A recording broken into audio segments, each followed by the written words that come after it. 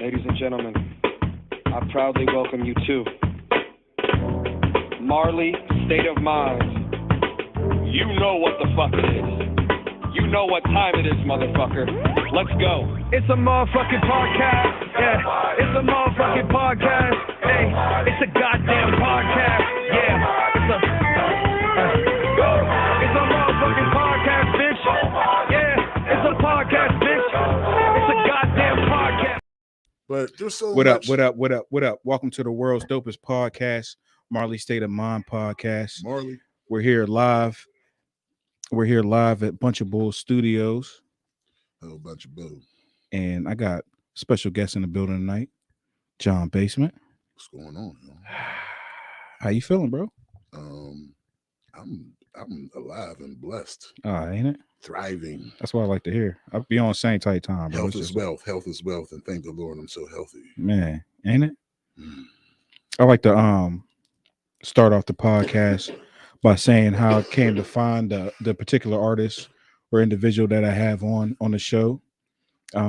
This one ain't gonna be no different. So I'm my first encounter or my first time being introduced to you was via pirate radio.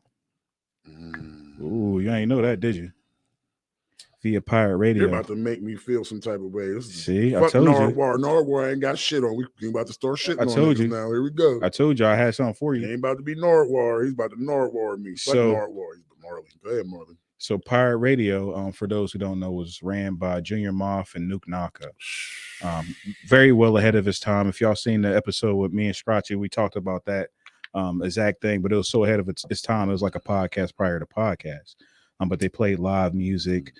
They also showed a lot of underground and emerging artists and local artists that had on their station, and this was nationally syndicated. The station Pirate Radio, and they had a chart on there. They had different songs on there. You can have your song played, and then they had a chart. I submitted my song to there, and my song got to number 3. So cool.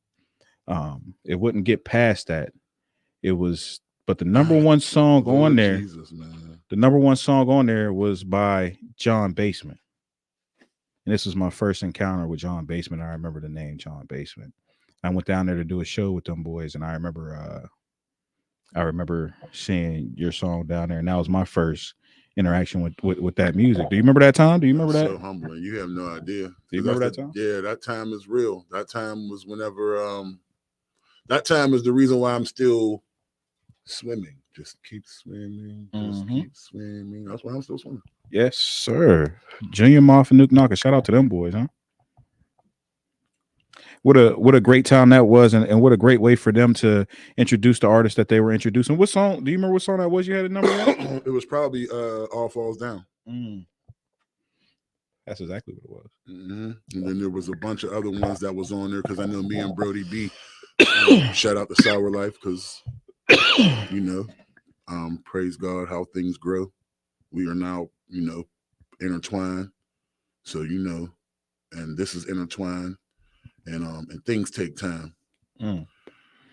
So that's the most that's the thing that washes over me the most, that these things take time. They do take time. And even whenever I think I'm ready and I'm pushing like I'm ready, I'm not ready. And I ask my Lord often to not make sure that I don't become Bill Cosby. How's that? I say that because I don't want to be someone who seems so well loved, received. Meanwhile, my darkness is fucking crazy. My shadow world's crazy. My dark places are fucking dank. I don't want that. I want light all over me. Right. But what that means is if I want light all over me, that means I ask for this. And all my little inconsistencies and the shit that I gotta push past and make perfect, they ain't hitting. So can we ever make anything perfect though? We can consistently strive towards it, making something better, and understanding that being proactive and moving towards a word I just learned, protopia, not a utopia, but a protopia, not dystopia, but moving towards a sense of betterment. And I like always that. working, Striving hey, towards perfection. Black Panther, she like, I already got a suit. The suit's cool. She's like, well, what's good is good, but you can always make something better. You know what I mean? Spoiler alert. And that's where we got. We're just trying to make might things as well. better. I need to make things better. We all need to make things better. Things are what they are, but they're always changing. And how we going to change for the better, make better, and keep these things for the people after us. Yeah. Keep it right for them and keep it righteous for them. For the generations to follow. Right, because that's the point. Us, being followed. But Indeed. they follow what? These weak ass example, these weak ass, I don't want to get into that, but these wet we're ass, gonna get there. these damp, wet ass, soggy ass adults that don't want to stand up for nothing. The example they leaving behind. And that's why the kids run crazy. You know what I'm saying? If I'm your daddy, you're not running crazy. Yeah, we need to be. I'm your daddy, you're not running crazy. And that's why we got to be a father to all, right? Amen. That's why we got people parental when we're in the streets. Yeah. How about that? We got to be parental out here when we move. I agree with that. Ain't no reason to be out here expecting for people to be. We got to be out here, be parental. We're taking care of ourselves and those that are around us. And they say it take a village, ain't it? Man. And if that's your attitude and I'm being parental and you're being parental, that means every time we got an opportunity, you're helping raise me and protect me, and I'm helping raise you and protect you. And instead of we compete, it's the competition. In competition with each other. We always in sync. We always progressing. We always helping each other. We building each other. It's back and forth, and and then we begin to resonate, and things begin. We don't want to get into that neither. And then when things become to resonate, then we then we resonate, and then things resonate for long enough time. It starts to create waves and create conditions. I know, and I know you say that, and people say things like that, but you actually live by that. And that's when we actually had our first interaction. Was kind of along that same vein. I was feeling myself one night, and I was feeling myself one night, and I might have said something that ruffled some feathers of some folks, and some people got mad about it. But this brother, in turn, he reciprocated. He was like, "If you feel this way about yourself, then in a very non-confrontational way, then display this feeling that you have for yourself." And he invited me to a studio session with him, and this was our first ever real interaction. And when I say invited me to a studio session with him, I mean really invited me to a studio session, where you opened up your catalog and stuff you was working on, and was like, man, whatever you want that you hear that you like, indulge, jump on it. And you played this fire ass track that just actually had a verse on it at the time. Do you recall this night? I recall. The spirits got them. The spirits. No, the roach. My basement smokes roaches. I love roaches. I got a big box of roaches in front of me. Compliments of the gentleman here. Compliments of a bunch of Bull Studios. Wonderful. Indeed. And it was a roach hit, and that happens. Should it happen sometimes when it's not? And there's like 3 of them in here, and there's gonna be a whole bunch of roaches. Once as many as I can. Just gonna keep twisting them things up. But I don't remember what song I played, but I do remember all that. Yeah. Because I laughed when I seen your post, man. Hey, I cracked up. And and one more time. That's why Basement is growing pineapples in Pittsburgh, you motherfuckers. You all want to be on some weird shit. You want to go hard in all these directions. How about you go hard in love? So I went real hard in love. I got arrows in my quiver. Bitch, I'm shooting. Bitch, I'm out here shooting. So I'm out here shooting. Indeed. So I love it. When you said that, what happened to me is I said, I appreciate the love that this man has in his heart for himself, and the fact that he feel good about himself. I like feeling good about myself like that too. Yeah. How about we get together and feel good about ourselves? Yeah. But see, and for those who may be wondering, what I actually said was, and mind you, I was on my way from Harlem. We just did a show in New York, so I was extra feeling myself. I was in the mecca of hip. I appreciate you. And what I said was, and I don't think I was, it was whatever. But what I said was, name someone more versatile than I. You said it with your chest. Yeah. I liked it. And I felt that way at the time. I mean, I pride myself on my versatility and things. So yeah, hey, I welcome these things. This is exciting to me. Then you responded with, "Hey, what you doing? You want to come to the studio and make some music?" Some people were sad, like, "Oh, I'm more versatile." You were like, "Hey, you want to go to the studio and lay down a track? You feel that way?" let me see what's up with you. I like that energy. I want some of that on the track. Yeah. You said you feel like that. I want that shit. I need this. I'm trying my best to Yeah. branch out and make dope music. And if you feel dope, I know it has been confirmed that I'm dope as much as whatever. So thank you, Jesus, for my gift. And, you know, that's a blessing, man. And just keep acting like I'm thankful for my gift and, you know, be thankful for your gift.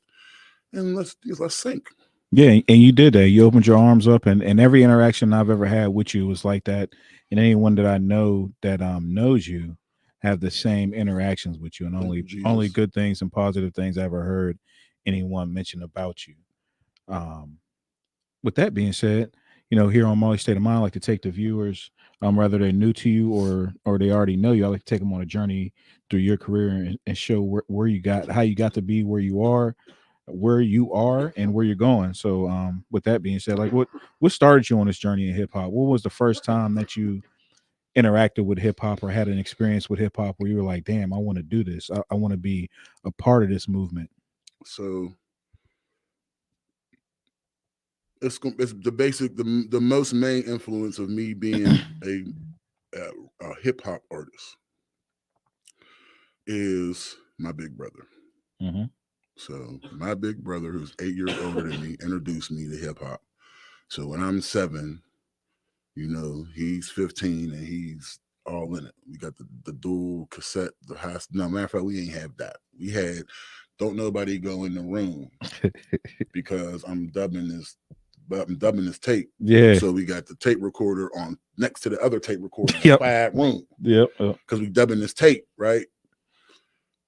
I don't think they understand. They don't understand. So, but we're gonna take them there. So, to get this music, and when we got it, then somebody got it, so we put it in the tape recorder.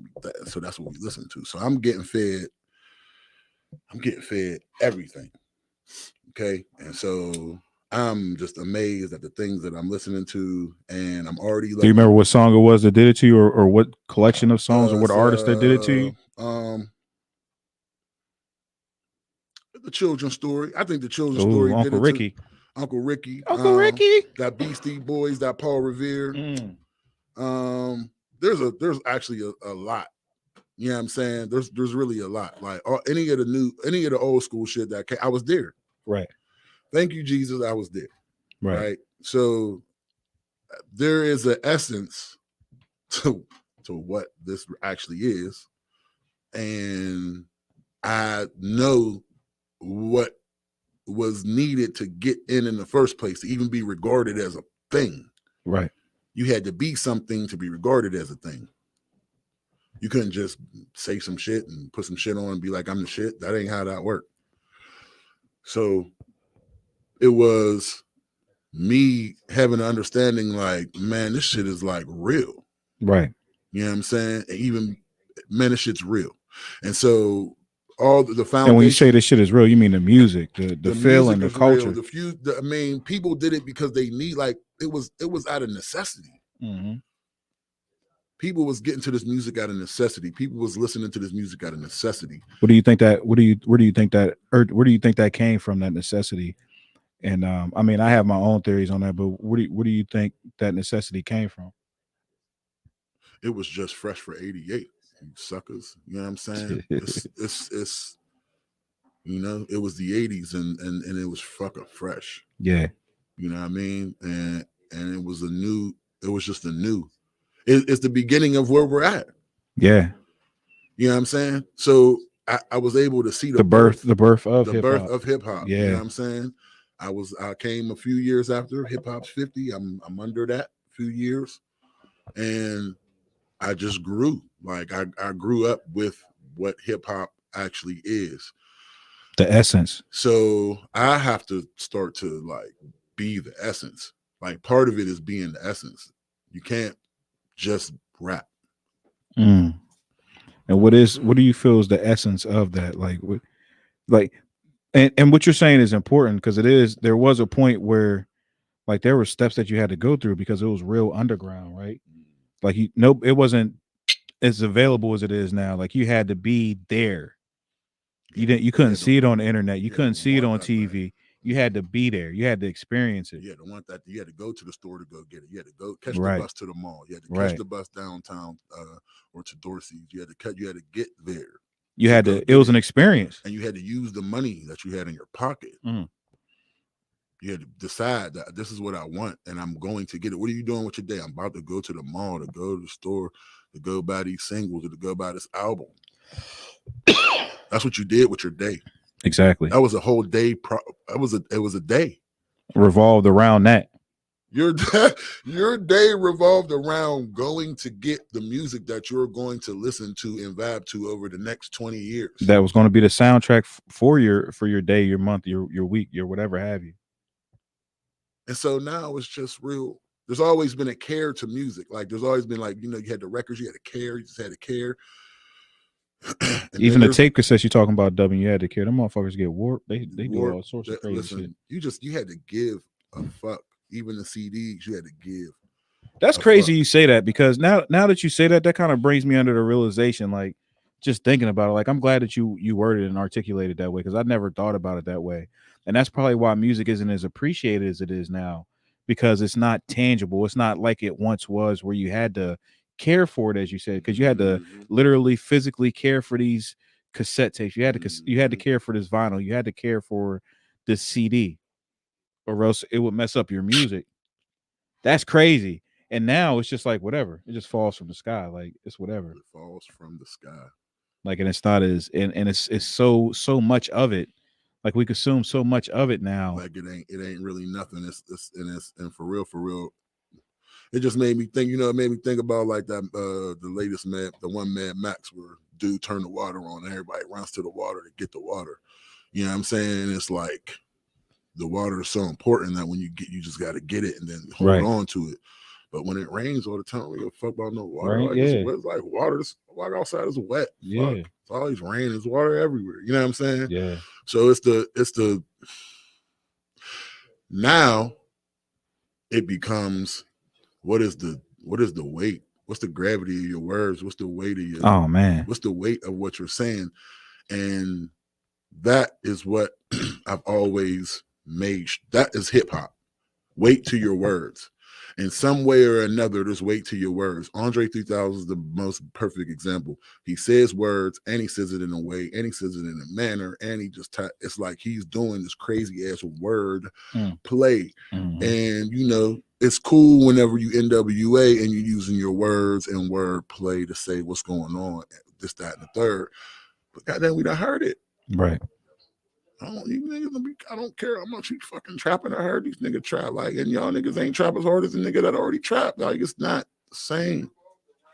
So if you're gonna be, it's like there gotta be a new hard, a new real, a new standard's the standard. Do you think that's what the current state of hip hop is missing? Is that it's time to reevaluate the standard and what we put value on. We say the standard's the standard, but what makes up the standard? It's time to reevaluate what makes up the standard. Do you think that's what's necessary for the culture? I think. You think that's what the culture's missing in current day hip hop? Because this was one of the first years, I think. I don't know if it ever happened this year. I'm pretty sure that it has happened. Yeah, we wasn't on top of shit. Yeah, hip hop wasn't number one on Billboard's charts, their top 100. As if they ever thought it would be in the first place. They never thought it would be.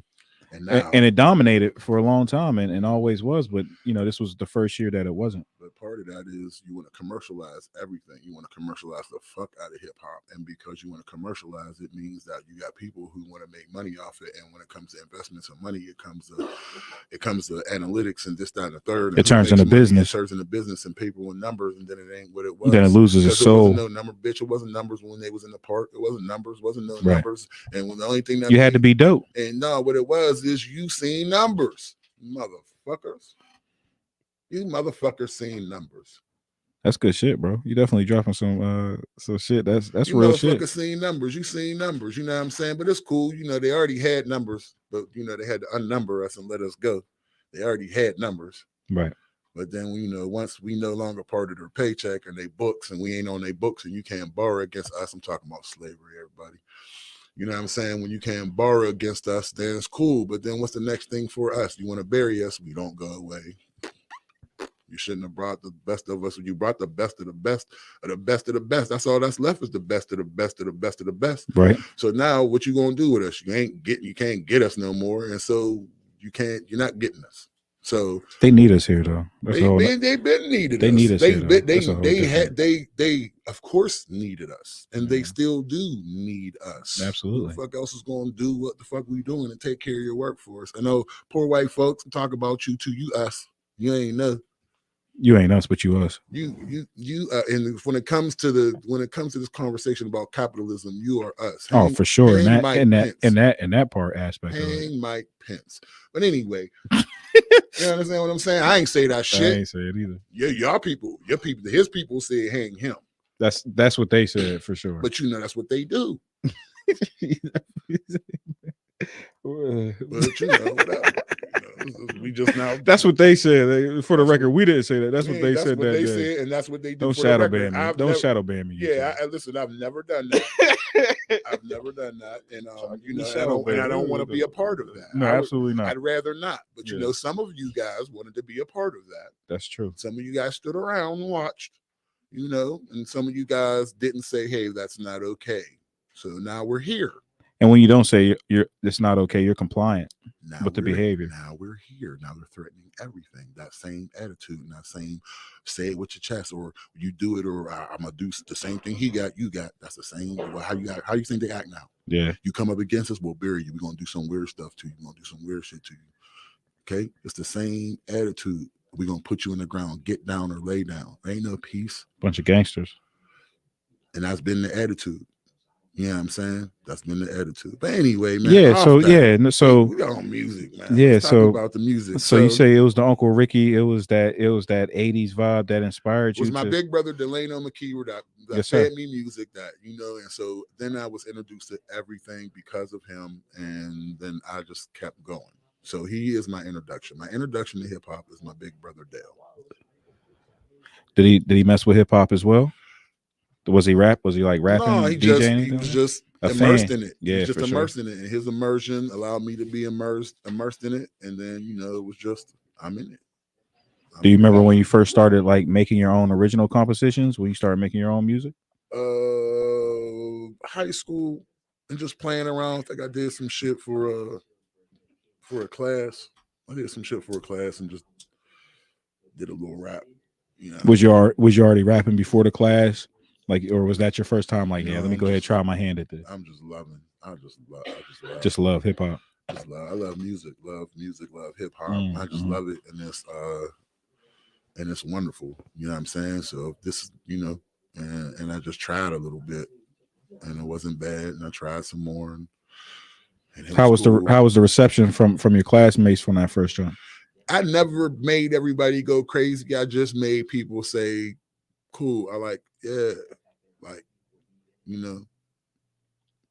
How'd that feel for you when people was vibing with you? It made me not stop.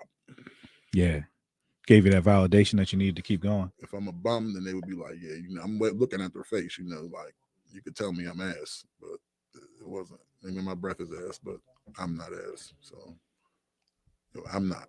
You know what I'm saying? So I'm like, okay, you like it, you accepting it. How was Big Bro's reaction when you started dabbling in the music? Love. You know what I'm saying? Love. Was he excited to see you get into it like that? I think so.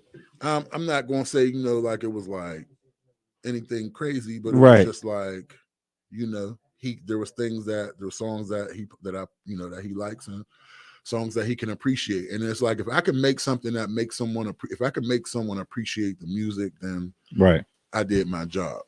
100%. You know what I mean? Now I'm trying to make people's mouth drop. Like now I want to make music that makes people not be able to believe that someone did this. Well, that's a good point. So with that being said, like, how is your approach different from when you first started to now? Like, how is your approach to music, or how is your creative process different from when you once started to now where you are?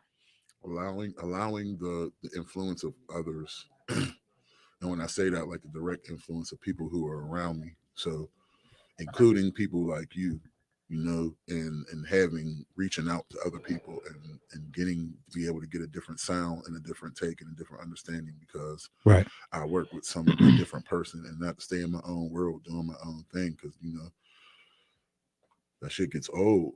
You enjoy the collaboration process of music? I enjoy the eternal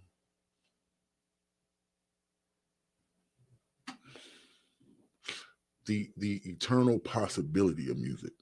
The internal The possibility. internal and infinity-esque nature of music. That's wild you say, because I think about shit like I think about a lot of shit all the time. And one of the things I think about is like after all this shit's all said and done, like after the earth's gone scorched or whatever happens to the earth, there's going to be a new race of people or a new civilization that comes to be. And there's going to be like, different artifacts and shit that they find.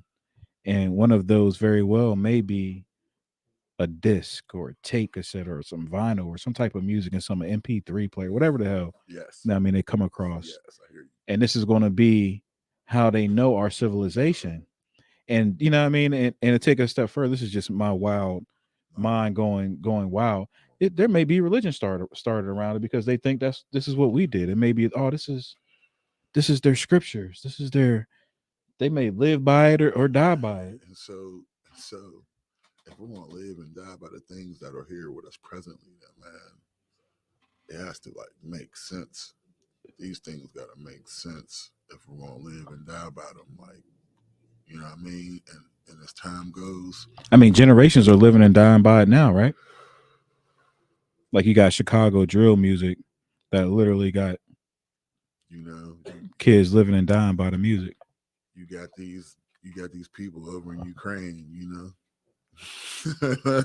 getting bombed on, don't know if their crib is gonna be there or where they about to stay at. You know what I'm saying? And you got these people walking from Guatemala because it ain't safe where they stay at. You know what I'm saying? And they just want to get somewhere where they safe. And it's just like, we gotta understand that there's real big things happening, and quit being so small.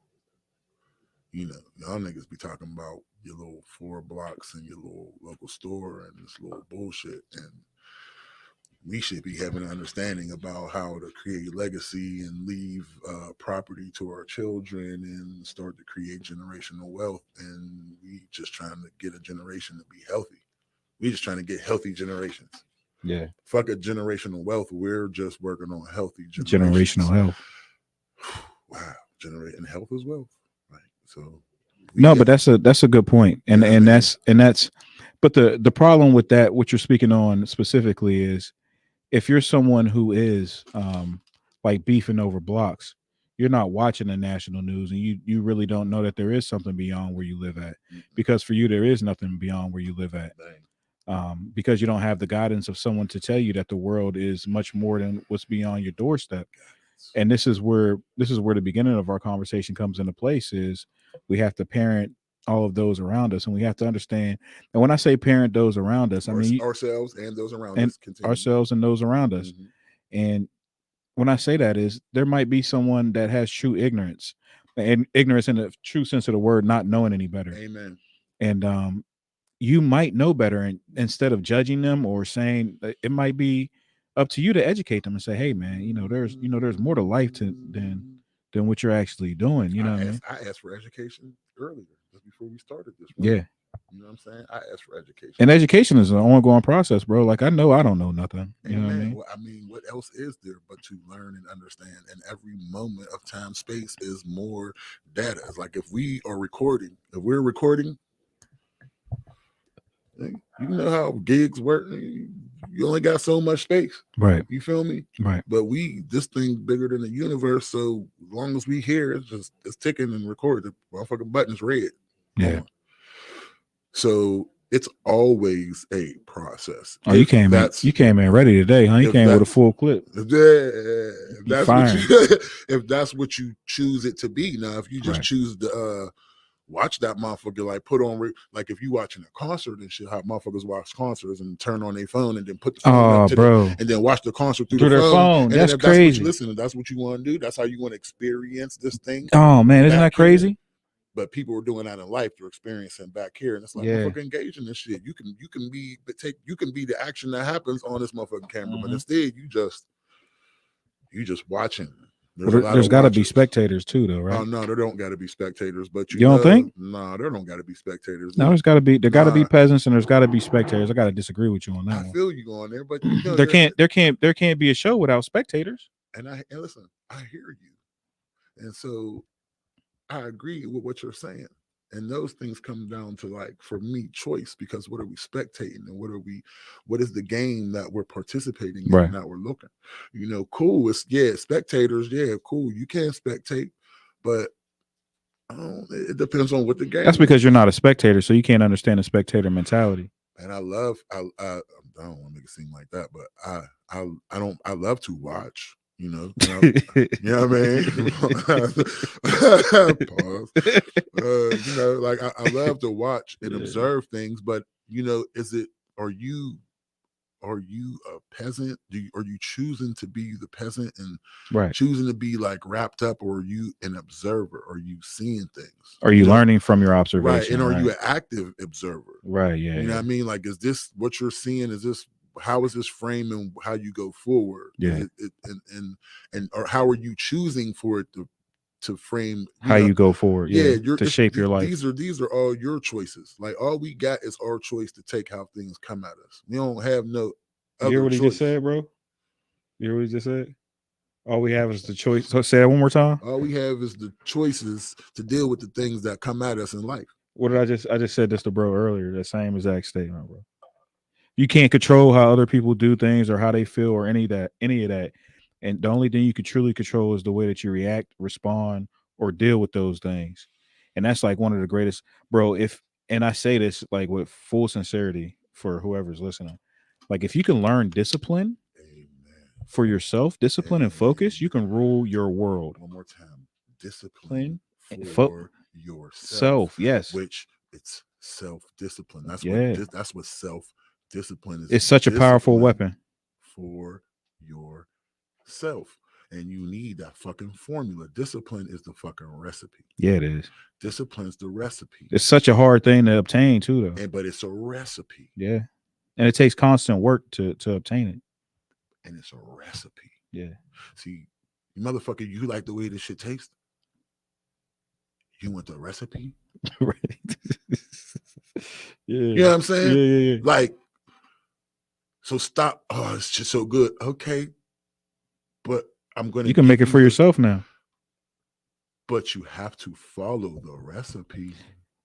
Bro, you know what's crazy? And you say it that way. Some people look for other people to provide them I'll say it like this, like happiness. Some people look for other motherfuckers to provide them happiness, or to give them the food instead of just making it for themselves. Like, you got to make that shit for yourself, bro.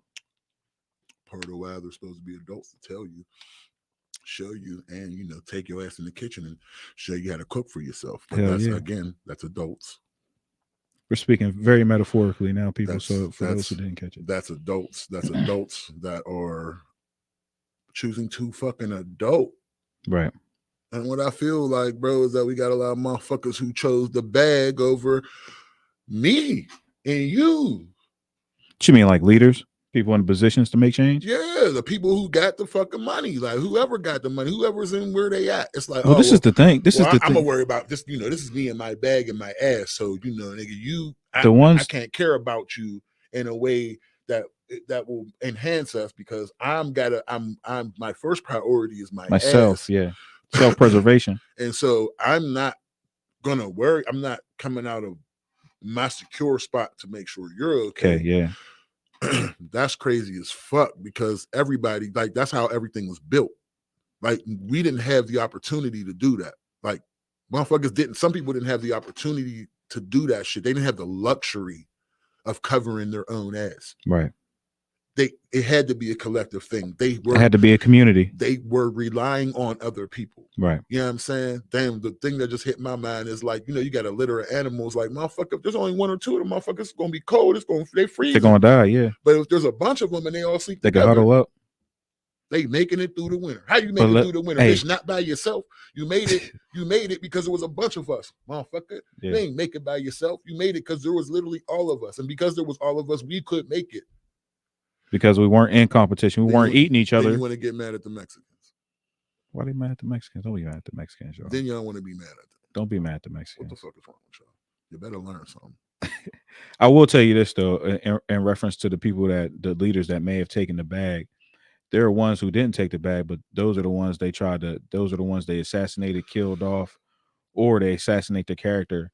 There's 3 deaths, and I don't want to misquote. I don't want to misspeak this because I don't remember the third one. But there's 3 deaths that they do to you if you don't comply. And one of those deaths being the most obvious, true kill you death. Amen. The other one being the assassination of your character. And I can't remember the third one. I apologize for that. R.I.P. Jonathan Majors. I still believe in you. It's all good. You know what I mean? That's what they do. They'll assassinate your character and make you turn against people who really got the message for you. But guess what? You know what? Guess what you can't fuck with? You can't fuck with love. You can't touch love. Bitch, you can't touch love unless you're going to use it. The only way you touch it is you use it. And you want to mishandle it, now you fucking with God because that's God's shit. So you want to go ahead and mishandle that shit, that's on your ass. That's your ass. So karma will come to pay for that. Bong. Love. Right. Love, love, love. Use it. It's so powerful. It's so strong. It works on everything. Yeah. To the point where I'm blessed that we started this conversation. You're like, oh, so-and-so said this, so-and-so said that. This ain't the first time somebody said John Baseman. And then you like, yeah, for sure. When I heard about John Baseman, it's about good things. I'm like, man, thank you, Jesus. Because, I know I done been cringy. You know what I'm saying? I don't ever want to be.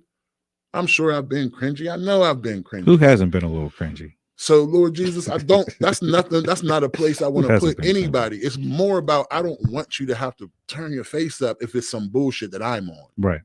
I'm on my bullshit. I don't want your face to turn up off. I don't want to do that to you. If you're on some shit, man, whatever for your shit. I ain't worried. That's your shit. Take that. But I'm willing. That's a very zen and mature place to be, is to understand, like, it might not even, like, someone might be having an issue and it might not even be you. And most of the time it's not you. Mm-hmm. It's them. They got the issue with themselves. Mm-hmm. Like, they got to figure out their own shit. And sometimes you just got to let them be. You got to let them figure that shit out. You do. But you have to be aware enough and understanding enough to be like, could it be me? Like, does my shit stink? Right. Yeah. Okay, start checking, let a man examine himself. One of my dad's most often spoken Bible verses when he speaks about it. And my dad is, a Vietnam vet and a recovering alcoholic, and now the deacon of a church at 80 plus years old. And where he's at now in his life is let a man examine himself. You know what I mean? So that's dope that he's around for you to give you the blueprint of yourself. He's more around right now because God is love, and God allowed him to be around so he can continue to love me, because he has been there, but because of the struggles that he had to go through, he wasn't able to be there in other ways, which is why I am so pro love and pro make sure we're taking care of things, because even when, because health is wealth, you know what I mean? And at that time, he wasn't healthy and he was working to get healthy. And as much as the bills was paid and I was clothed and I had everything I needed some more for my brain and for my understanding, you know what I'm saying? And he needed to be healthy. And so that is when it, and I'm a is that something that you didn't understand until you got to your age of understanding? Did you understand it as it was happening? I understood it as it was happening because partly I'm blessed with some intelligence. Right. Perspective.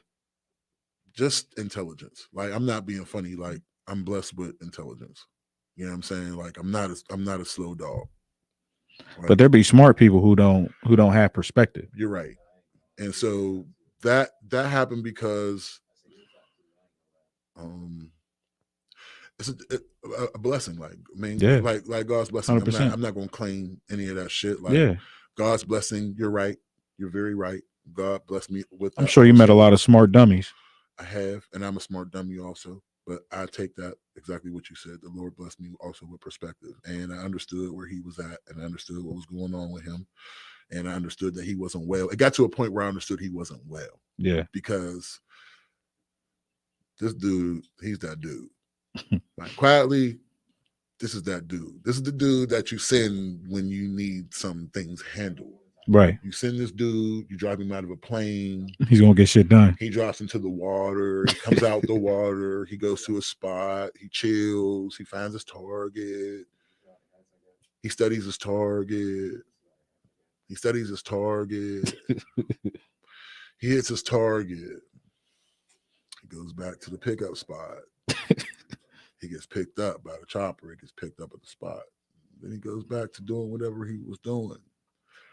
Okay, and he's trained. He was trained. He's really trained like that. Right. Like, this dude got he's a master gunnery sergeant in the United States Marines. All right, 20-something plus years. Like, he got the medals. He got medals. He only won. This man got medals that I was like, Dad, where you? Yeah, I got them, but these the ones that count. Like, what's wrong? The ones he got. Like, all them joints count. What you mean? No, the war ones. This one's is Vietnam. This one's is Korea. This one's is I was in action, even though there wasn't no action. I seen action. Right. There wasn't no action. I was the action. Right. And then some others. So yeah, and his jump wings and his little scuba dip. So he was there. Right. So he did that. Like, my sister's like 12 years older than me. My brother's 8 years older than me. So was you the baby? I'm the baby. And in between that time was when Henry was doing. He did Korea. Like, he had them, then he did Korea and Vietnam. And then he came, messed around and had me. So I am. Whenever I decided to get comfortable in my skin, because, yeah, you know what I'm saying? Like, a lot of different thoughts go through. But where we all, and where it ended at with me is that I'm an agent of love. Like, I'm a killer, but I can't go around killing people because that's not healthy. The Lord wouldn't be happy with me, and I make a lot of people upset. So I had to find another way. And it took this a long time. It took time for me to understand exactly how I'm going to be a killer. Yeah. And so I became a mercenary of love. You had to find a different way to go about it. I'm a mercenary of love. I kill with kindness and agent double O love. Yeah, that'd be the best way sometimes, ain't it? That's why I'm here now. That'd be the best way sometimes. That's what got me here now. That's you know true. What I'm saying? That is true. You know, it's like, yeah. You know, brings it all full circle, don't it? Definitely do, bro. It definitely do. And I'm so thankful for that. That's why it's like love is winning out. So if you want to be on some shit, and I am, and listen, what's crazy is I'm in the process of writing a book about love and how to love. Yeah. Like, literally how to employ. You know the Bible. Is this your first endeavor in writing a book? Chill. I got a children's book called How the Crabs Got Out the Barrel, and it'll be coming very soon. Thank you, Danielle Robinson, for the That's hard. Yeah, you know why I did it. That's hard. You know why I did it. You know exactly why. Yeah, I know exactly why you did it. Yeah, I told him out here shooting, man. Yeah, what's no? Ain't got to be explained. That's hard. Yeah. So that's how that's hard got the barrel. And then after that, it's all our choice. We got choices, and they chose to get out the barrel. Somebody chose to say, I'm gonna be the one. Right. One of y'all crabs in the barrel got to decide to say, I'm not gonna pull. I'm not gonna pull. My favorite Jay-Z quote came from Kanye. I heard Ye say, Jay said, but crabs ain't supposed to be in a bucket. And that's the whole problem. That's the whole, like, what the fuck is the crabs doing in a bucket? Capitalism. Yeah. But we'll get over that. That's what I'm saying. Once you think about that part, then it's like, damn. That's okay. Capitalism, because they gathered them. There's a gathering. Yeah. It's okay. It's just, nobody's trying to tear down the government or say, listen, I love everybody. I'm so happy. I don't give a fuck what flag you fly a fucking Confederate flag. As long as you love me, brother, I don't care, brother. I don't got a problem. That that's another problem with the world though. Is like people can't agree to disagree. Like motherfuckers be mad because somebody don't believe the same shit you do. Like you ain't got to be mad because somebody believes something different than you do. Yeah, it's okay. Like yeah, that's how you grow. That's how you learn. Hey, because one day you might have to live that life that they're living, and it's nice to learn how to live a life. It's nice to, again, having that lead in, and that's why I'm just really, really, really strong on taking care of those who need taken care of, making sure the kids are taken care of, making sure that they have a solid understanding about what they're moving into, instead of I'm a crab. I'm not gonna be a crab to you, dude. I ain't got time to be no crab to you. I'm trying to live like you trying to live, and you can end up loving me and helping me one day. That story of the lion and the mouse, I take that shit real personal. Right. The lion and the mouse. The lion, the lion, you don't know, the lion's in the jungle, see a mouse like, you little ass, you ain't got shit, you ain't shit, whatever, mouse. Then the lion walk, a little bit further, you get caught up by some trappers that got him wrapped up in the rope. Here come the mouse walking past, and he like, hey, he's like, man, can you? He's like, I could nibble these shits for you, and you could break free, but I'm so goddamn weak. Right. You've been talking shit all day, nigga. Nigga, yeah. I'm sorry, I ain't shit. So maybe I'll just keep walking my ass right past you, little caught ass. Yeah, that's fire. Behavior, man, behavior, choices. Learn how to live it. That's why a lot of the violence happens out here in most communities, is because there's young people that don't know any better. There's nobody to care for them. There's nobody to let them know what to do. Lack of guidance. So the niggas is gravitating to the low hanging fruit. Yeah, which is the bullshit. Which is part of why we got a responsibility and right. But capitalism took it and then took it away from what it was: the native tongue, the thoughtfulness, the mindfulness, the story, the actual storytelling, and the realness of it, and what would make sense. And then it just became nonsensical. And I'm sorry, I feel like it started with Ja Rule. We don't got to get off on a tangent, but John Basement will stand by. Ja Rule started the decline of hip hop. I stand by. You gotta explain that one to me, dog. Ja Rule. You want to start? Please. Look, it only takes two little words. Holla, holla. Hold on. What did he do? Dollar, dollar. Bala. He's not the first one. Murder. It's not his fault. Don't blame Come on now, man. Now, what did you say, Ja Rule? New York. Because see, now we come back. Where you at, Ja Rule? New York. You still leaning on your voice. You still leaning on shit. Bro, you supposed to I don't give a fuck about dollar. Vidi, Vici, man, my ass. That's whenever. And then Nelly, I love that album. Listen, him and Nelly is what killed hip hop, boy. That's Nelly. That's why I'm not mad at Young Thug. You can listen. Young Thug's hard. Bone Thugs, I know he is. I get it, but that's where that shit came from. Even Future, like, where did you come from? You don't sound nothing like the Dungeon Family. You ever heard Young Thug's Tiny Desk? No, and I will check it out because I do enjoy the Tiny Desks. The Tiny Desks are fire. Hey, Young Thug, because they are fire, I will tune in. I see you playing, bro. Where you at? Yeah, I see you. Damn, you said Ja Rule did it. No, see, this is the thing, though, right? There's been whack music since the beginning of music. Right. There's been shit like, there's old school jams that there was Ice Baby before there was Holla Holla. Yeah, well. See, listen, it was from I'm not trying to be fucked up, but it was from a white guy. Yeah, but it was still whack. And I don't want to be like that. And he went, he ain't go diamond. He probably went gold, something crazy though. I wish I was a little bit taller. That shit was hard. Yeah, that shit was hard. I like, so it's cool. It could be in that, but it's here it goes. It's the I'm hard as fuck, but at the same time, like, I don't know, bro. Just it's not real.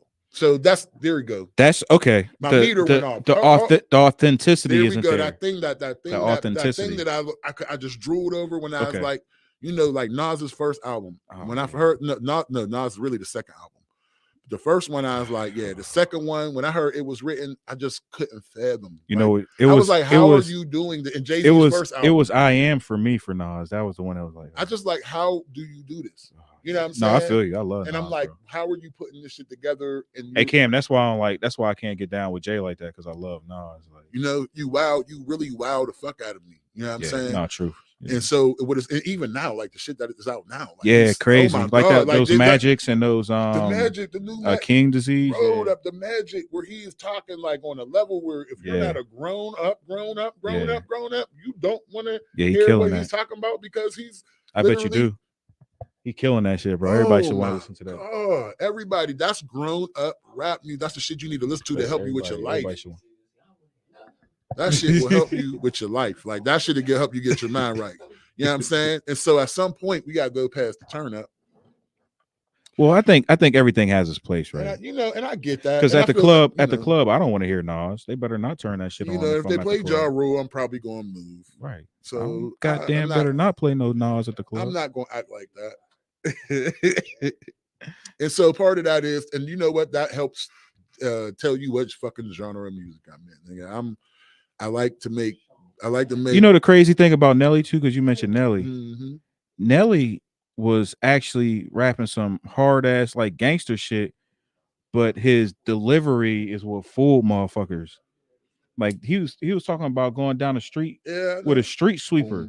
Ready to let it go. Yeah, I heard it. I was bro. This nigga is really talking that shit, but he's delivering it. That's why. So this is something I stand on, and I hope people get mad at it, or if you don't get mad at it, you agree with it, because this is. So for me, the greatest hip hop album ever invented was "Life After Death" by Biggie Smalls, and I say that, and the reason I say that, and I have reasons to support this. Not only will I say this, it's strong. I will support this. There's every type of song in hip hop on that album. I agree. And not only is it every type of song, but he's doing it in such a masterful way. I agree. And the storytelling he gives, I agree, is crazy. And the song "Hypnotize" was a radio track played at radio, school dances, and all that. And he is saying some of the most gangster shit you can think of, but they're letting that shit rock. He said your daughter's tied up in the Brooklyn basement.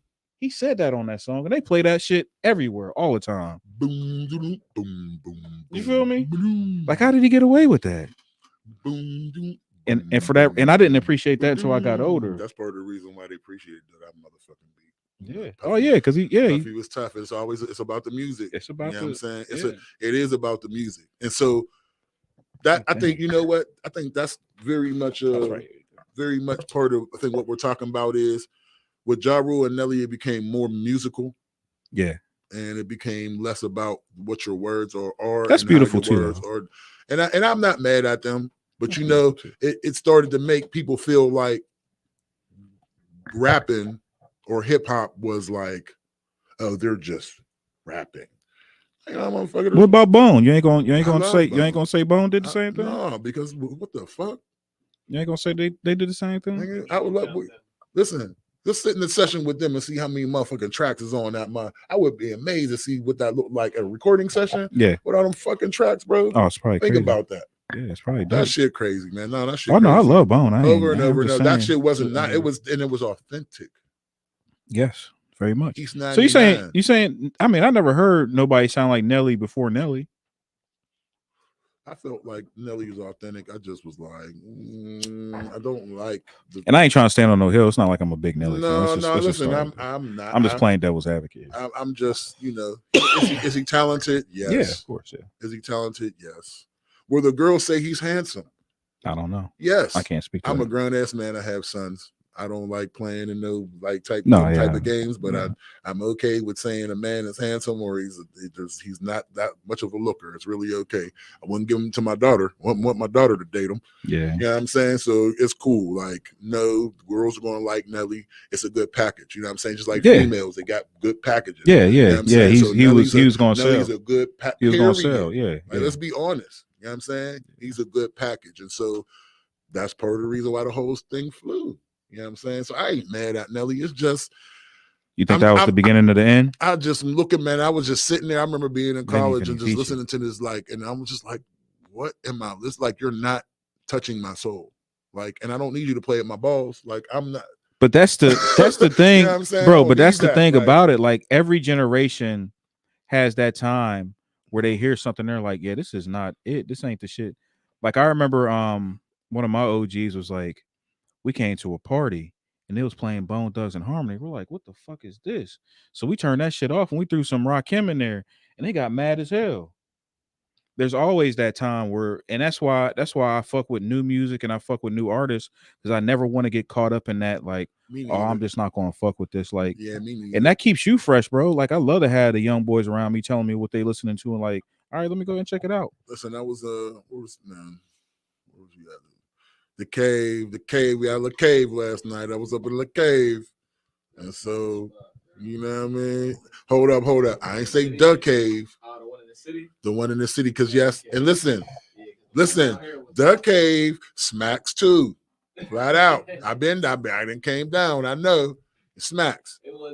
It smacks. Yes, it smacks. Like, I ain't gonna lie. So as it was in the city, the cave in the city, and they played a lot of local music, but they played a lot of music that I don't listen to. You know what I'm saying? That I ain't know, and I vibed all night. Yeah. I was awake. I was able to stay awake. Somebody else didn't? One of your comrades didn't make it? I was able to stay awake. He said one of his comrades didn't make it. I hope whoever it is watching and they know it's them. I was able to stay awake. You know what I'm saying? I was the music. That's because you got snacks on deck. Their blood sugar probably wasn't up like yours. Bro, listen, I literally gave the bartender a bag of snacks. She was like, "What's this?" I was like, "It's a bag of snacks, baby. Like, just, you know what I mean? Like, it ain't no gun. You ain't holding nothing crazy. You know what I'm saying? It's my snacks, baby. Like, my snacks. You know what I'm saying?" She was like, "Okay, like, thank you." I ain't get them snacks till it was 6:00 in the morning and I was leaving, man, because, you know, I was busy. So I didn't even get to my snacks till I was in the driver's seat stuffing popcorn in my mouth before I had to, you know. I can't fuck with popcorn. Be the Uber. I love popcorn. Kernels getting in your teeth and shit, bro. They do. And there's, you know, and there's a process to it. But man, I got this Utz white cheddar, cheddar, white cheddar, and then I got a white cheddar be fire. White cheddar, and butter popcorn. I to mix them together. That thing sings. That's my thing right there. So if there's an emergency, I need to stuff a couple of them in my mouth, like 4 or 5, 6 handfuls, and I'm cool. So then that's what I did. I got to the whip, stuffed my face with some popcorn, you know, because I was broke, because I wasn't buying wings. You know what I'm saying? I love wings, bro. I love wings too. Shout out. I'll go broke about some wings. I didn't go broke. Shout out to Brasco for sharing a wing with me, but I was already prepared. What flavor you fuck with the wings? Just straight buffalo or what? What you doing? I like fried wings. Just any. It don't matter. I don't like. You don't want no sauce. I want you to put some batter and some flour on that bitch, and then I want you to season that bitch. You just want the straight season. I want to eat it and be like, ooh, shit. You don't fuck with flavors? We can do flavors, but motherfucker, chicken with flavor is enough. No, I need flavor. I mean, you're right. You're not wrong. But I'm putting hot sauce. You ain't putting no hot sauce on it? You ain't putting no hot sauce on it? I mean, I could. You know what I'm saying? Listen. I just started fucking with the lemon pepper Jones. I ain't even going. You just started fucking with them? I just started trying them. Yeah, I need. It's all about who's frying them wings. Oh yeah, that's a factor. So if you just cooking wings, if you throw the wings in the oil and then put some shit on, like, okay, I get it, you want flavors. But if you took them things and then season them up right, then, you know, and then batter them things and then sprinkled them things, and then them things came out crispy and fried. Who needs it? Like, no, you bite into it, it's like, damn. But I like anything else is extra. Herbs and spices. You know what I'm saying? That's how it came. That's the kind of wings I like. The wings that I don't need no damn sauce. Like the 10 types of herbs, 7 different spices. I like it. I like it. I like it. I like it. Now that takes me to the next segment of the I guess we should get in some music that you and I worked on. You see, they basically got in this voice. I leaned in. I could do this on purpose, but I don't. Yeah. And so we're gonna, let's discuss in the transition. Yeah, let's discuss we can play some music. The song 70s. So that was, whenever I invited you to the studio, you were nice enough to accept the invitation. Absolutely. You came through. You listened to some Samaj studio. Shout out Samaj, man. Shout out Samaj, Magical. Yeah, right. Man. That's the brother, man. That's my bro. That is the little bro. For sure. And he blessed us with a beat. Yes, sir. Because we got a project called, Pittsburgh Jams, where y'all can go stream it right now. That's fire. I like the NBA Jams type. The artwork. Yeah, that's fire. I'm glad you like the artwork. Yeah. I'm trying, we try to Who was on the artwork for you? Oh, that guy named Barbados Black. Y'all see what I did? I brought all that shit full circle. Y'all can watch the episodes with Samaj and Barbados Black and Marley State of Mind. That guy Barbados. Boy. And you got and the track you're talking about, 70s, Chuck G's also featured on that joint. Chuck G.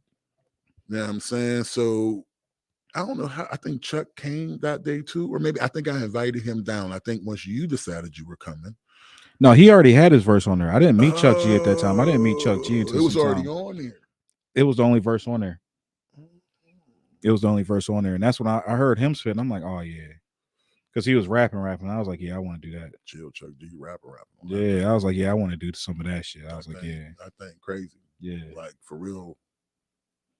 That's one of my favorite Chuck G verses. Yeah, me too. Like period. Swear, yeah, like, same. Period. Like he's. But yeah, we're gonna intro this track. This is off of PGH Jams. This is the project from John Basement. And where can they find this at? You can find this on all available outlets. Yeah. Anywhere that you listen to your music, that you stream. It's also available for purchase at Amazon Music, Make iTunes, sure y'all cop that. Anywhere else that you purchase or listen to music. And this track is called 70s. This was produced by Samaj. This is John Basement featuring Chuck G and Marley.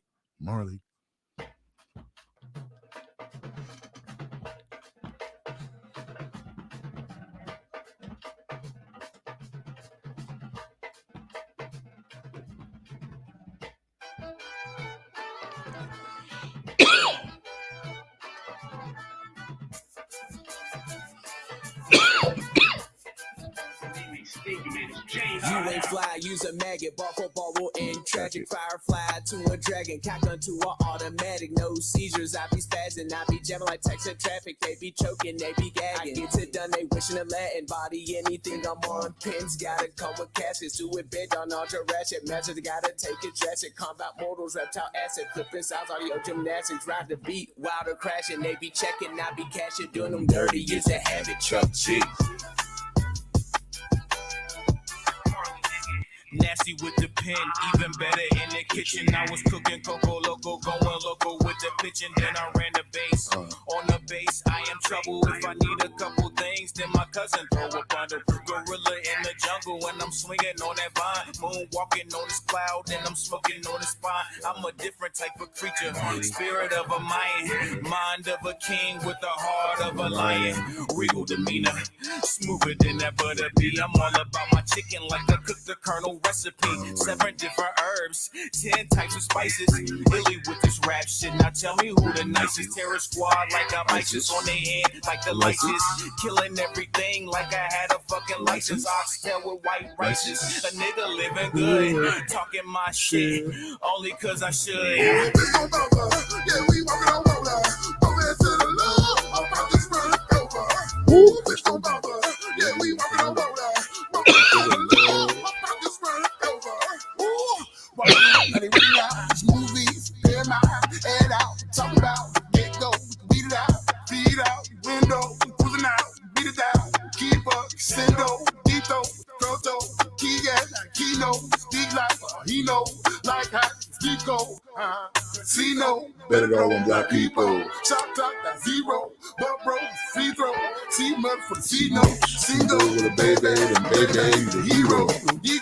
Hero, for one day for the sparrow. Take off, just take off. Sweet cheap, just can't go.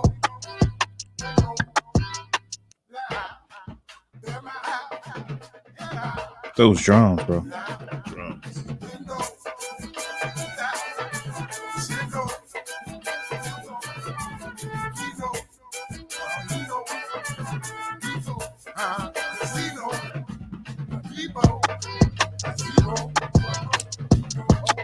And even got the trumpets coming in like yeah. And that's 70s from John Basement on PGH Jams. Marley. So how did that project come about with you and Samaj? Actually, I was using he had a studio mate that I was working with, and I ended up transitioning to working with Samaj. After working with a studio mate for a little while, ended up just working with Samaj.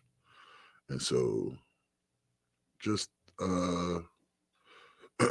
honestly, a relationship that I knew that I needed to cultivate, and a relationship that I understood that I needed to make sure that I held that man down. You know what I'm saying? Like, I wanted to make sure I was holding him down because he's extremely talented, and I can ask stuff of him and, you know, hey, I need this, I need that, I need this. But it's like, man, from somebody who I need low-key so much from, I need to step up and make sure that I'm doing things for him and looking out for him and making sure he's cool. Making sure it's all mutually beneficial. He's just going to make some beats, and it's not going to be no big deal to him, and it's going to be a big deal for me. Right. And so, you know, me paying him is going to be one thing, but me making sure that he's cool and being supportive of him is going to be another thing. Right. And it's more than just a business relationship to you. It has to be. Yeah.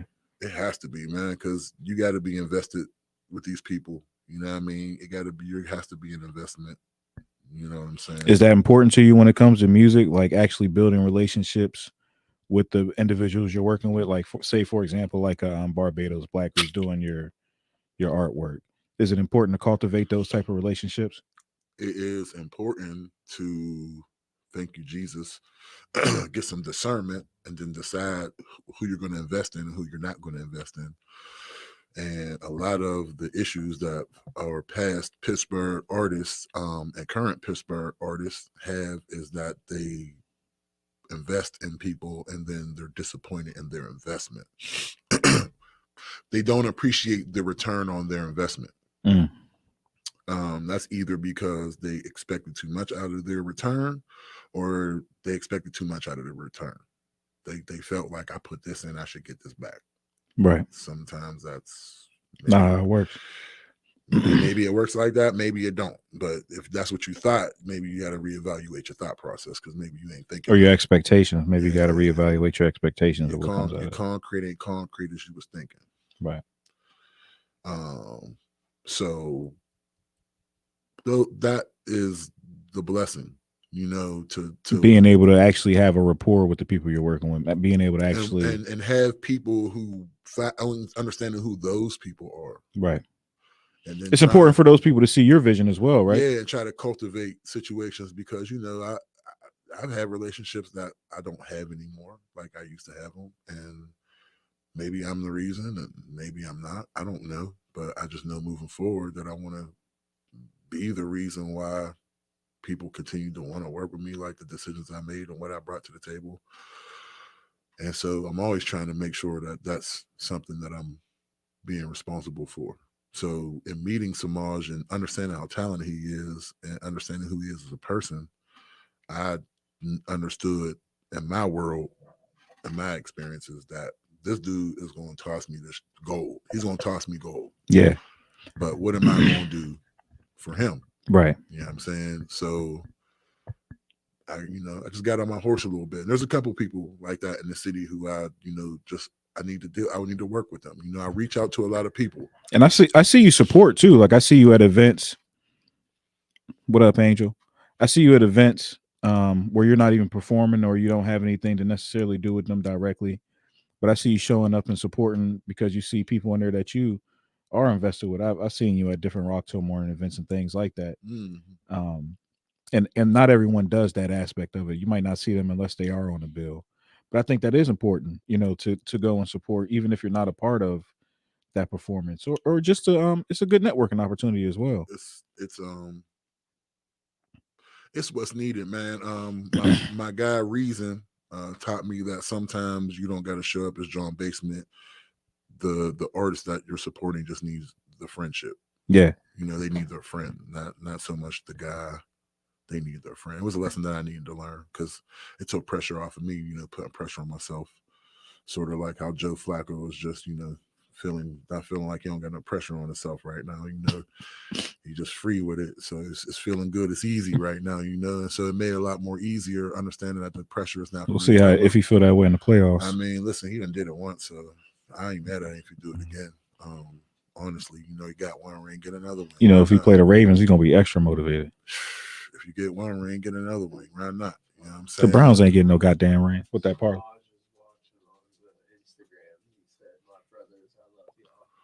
What up, What's up, bro? Samaj? Love you too, man. You already know what time it What is. up, Samaj? What up? What up?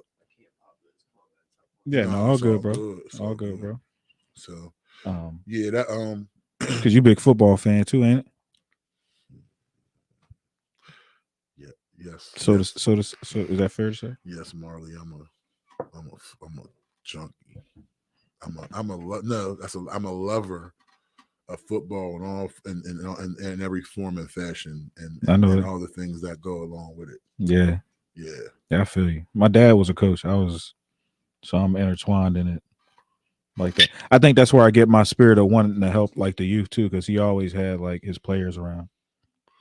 That's dope. He was that coach. That's dope. Shout out to my squads and shout out to all the guys who I have had the pleasure of coaching. Shout out to y'all. Y'all know you know what it is. And shout out to everybody I play with. Yeah, man, I am blessed to still be able to take some time out of my life to put pads on and hit people. And I'm really thankful. Yeah, you're crazy. And you felt Crazy, Don't Basement, bro. follow me on my media. I got a couple of little things that I've done a little bit and I continue to do. And God is good and he allows me to do them. And so I need to be extremely appreciative of the opportunity that I get and make the most of them and be everything that I can be during the time that I can be it, because I'm not going to be able to run around for the rest of my life. Right. And the fact that I'm where I'm at in my life and I can still run around and really thank you, Jesus, make the game go one way or the other. Be a factor. I'm a factor. See if Joe Flacco's a factor. The Browns ain't gonna win no goddamn Super Bowl. They're the Browns. They ain't never gonna win a Super Bowl. Listen, if the Browns win a Super Bowl, we got problems. We've been had problems, but you know we got bigger problems. We got bigger problems, but you know we'll see what it is. I wouldn't be mad if they were successful. I don't want them to win a Super Bowl. That's a little. I mean, it is. They're divisional rivals. We can't. It's a lot, but it again shows how tough our division is. Yeah, for sure. They be like blah blah blah. We got some of the best football around. 100%. AFC North, you know, always. You know, if you beat all of us, good. You know, God bless you. If you and you lucky Burrows wasn't healthy all year long. You see what they did, piecing it together. I mean, listen, our division is strong in football. Like everybody is in the middle is either in the middle or the middle to up or middle above. To the top. Yeah, there ain't no bums in our division at all. You know what I'm saying? So that's why every team in our division is in the hunt too. That's dope. Yeah. And they don't and that you know. But man, yes, football. Yeah, football. Yes. Football's cool. Yes. I more than play football. I love football. I coach football. I hope to get into that a lot more. Coaching? Yeah. In a deeper aspect. You know what I'm saying? Because people are not smart. You rock with Scrap? You know Scrap? Yeah. No, you've been looking for some coaches too, bro. You should reach out to Scrap. Yeah, we probably coach in the same league. I coach for Steel Valley. Okay. I coach for the Steel Valley guys, and I don't want to misspeak on exactly what Scrap's doing, so I can't say. I am involved. I am heavily involved in coaching. Yeah. You know, like I was just working out with a couple of my guys who just went to the Whippeals. They lost in the Whippeals this year, but we won Whippeals last year. We've been winning a lot. You know, shout out to them boys. The Mercy Boys, Steel Valley Mercy Boys. They do very well on all levels, and so just making sure that they are getting coached properly and getting things that they might not get from somebody's dad. You know what I'm saying? Right. I'm giving them the real keys because I just did this shit. Like, you know, I just did this move. Like, and I'm fresh off the field. I just beat Fat Boy for a sack. Like, right. Trust me. Like, yeah. Bang, bang, bang. The recipe, right? Yeah. The recipe. The recipe. It all come full circle, ain't You it? know what I'm saying? So the recipe is real. So that's Passing them down. That is what's happening right now. The Lord is still allowing me at this age to run around and continue to cook up. But see, that's exactly why we need wing sauce. Everybody ain't got the recipe, bro. Some people need that sauce, bro. Some people need that sauce, That's bro. what I'm here for. That's what I'm here. Give them that sauce, man. That's what I'm here for. I'm literally here to give them the sauce. So you're right. You know what I'm saying? I am here to give them sauce. I'm not playing, bro. Speaking of the sauce, we got to play another jam, man. What you got? What you want to play next? What are you? Now you know what? You're right. It's on John Basement time. You know what I like? Everybody, whoever listens to this, we need to hear the Diddy. I like the Diddy, and I like Feels Good off Ascension. I like the Diddy off PGH Jams. I like Iron Mike. Off PGH Jams. Okay. And there's other ones that I really enjoy and love, but we'll rock out. We want to do Iron Mike. Nah, that's my track. Give me a moment to do things. Do what you do, man. Do things. I'm gonna do some things my goddamn self. I'll do some goddamn thing myself. We got Cam in the building. No, it's a special night. It's a special night. It's New Year's Eve. I'm not gonna smack in y'all ear. It's New Year's Eve. Eve.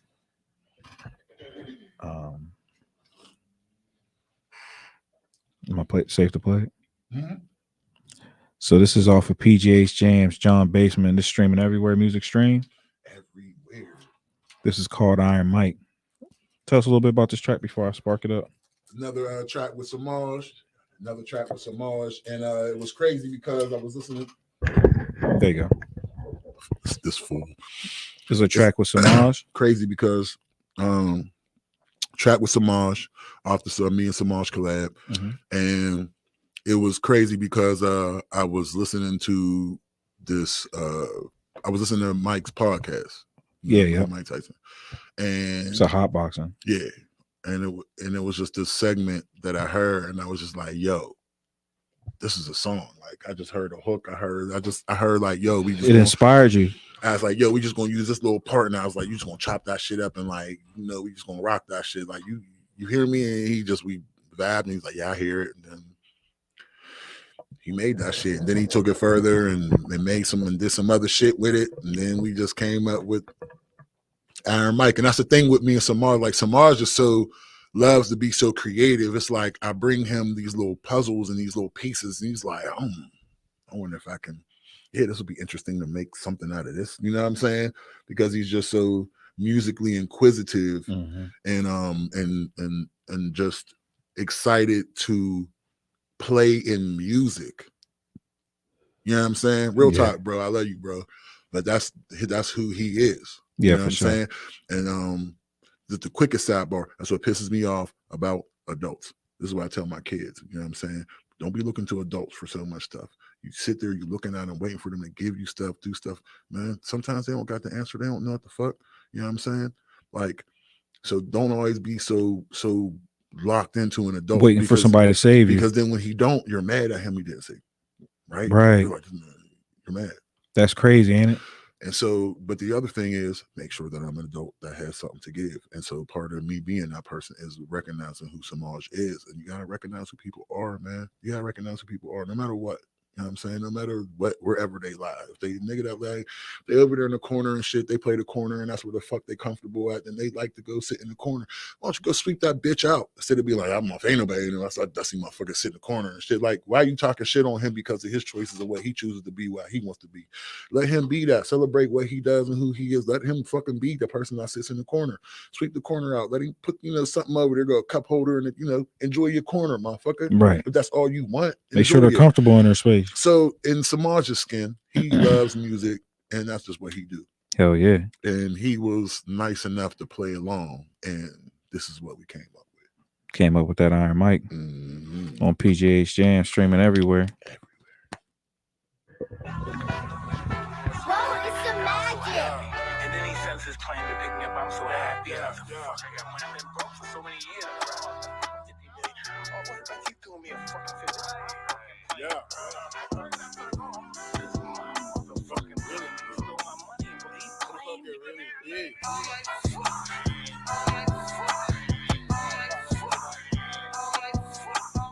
He's the spoon and gone and hell, baby, I'm a son of big time. Shovel shit, line up, kind of grind that, hit your mind. Shovel can when them turn up, then put them in them stir up. Smoke every day, club around, eating dog house, around, yeah, heard up. Love them all, talk just no one, show one, teach one. Bless all the heathens, ooh, the kingdom goes all season. Getting out there, healers coming to America for my queen shit. Got behind the scene shit. Shoulda love you, but I think she really mean it. We bake raccoon with this rebate EK.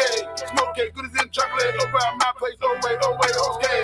So yeah, mother out Burbank, no rain, no level, yeah, no thing. Yeah, she okay, that's okay. She a walk that staircase. I'm like fuck. I'm like fuck. I'm like fuck. I'm like fuck. I'm like fuck. I'm like fuck.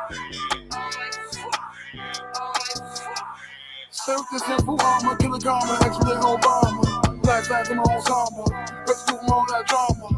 Government in that throat, she cut it like the Holy Ghost. Spoken tongues and I explode. CEL, she took that low. On my way, yes, on that road. GPS, no, I know my way for sure. So just in case you know details, it's unpredictable.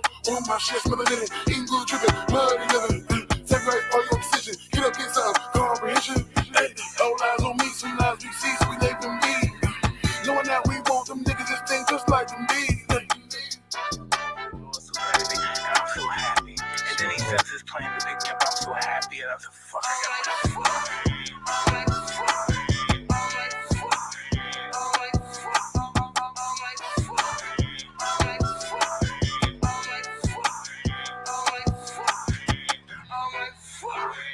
And the copy says have a good day, champ.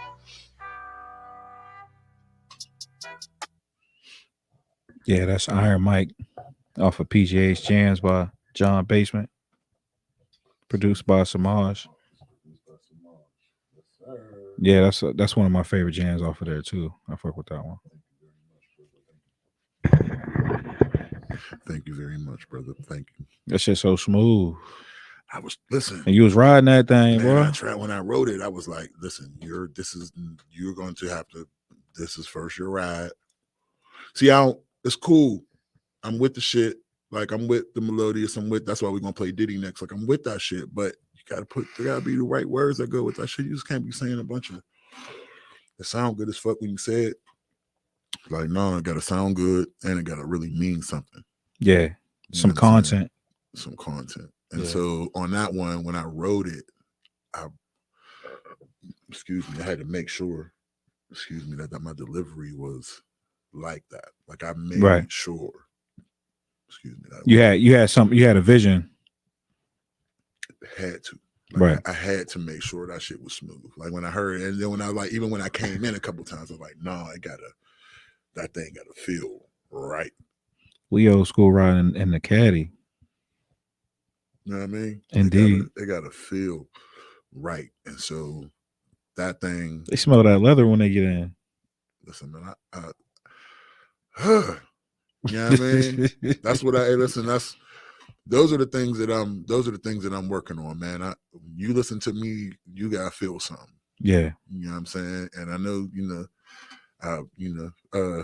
we hear the focus groups. We have focus groups, and sometimes the people say that it's hard to catch John Basement, but listen to it again. Focus groups. Play it back.